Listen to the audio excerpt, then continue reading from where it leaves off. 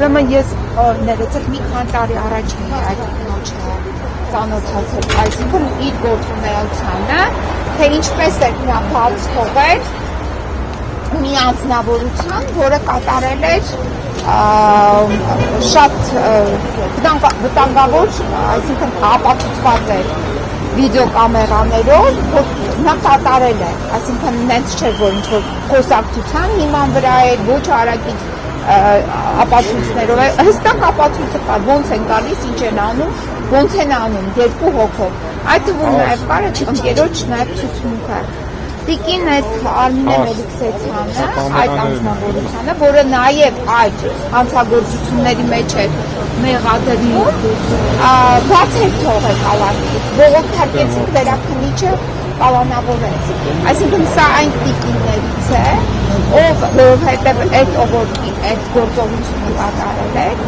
ապիրացվում էր իշխանությունների հետ, այսինքն իշխանությունների համար թելուրոնազան ուղղակի նոտարի վավերացում կատարող անձնավորություն է սա։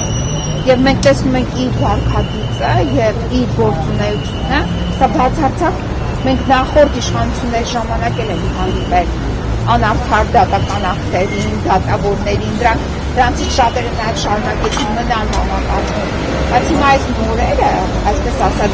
նոր սերունդը, ավելի մոդիֆիկացված տարբերակներն են այդ ամեն ինչի եւ մենք ուղղակի բայց մի օր գալու է հացուցման պահը։ Այս նույն մարդիկ պետք է հացուցման պահի հետ առնչվեն։ Եվ հենց այն գիտեք ինչ ես հավատացել մարդ եմ։ Այո, հավատում եմ, որ անեծքներն են ներկայացնում։ Այդ նույն Արմինեին անիծել են։ Այսինքն այդ անեծքը հասնելու է տեղ։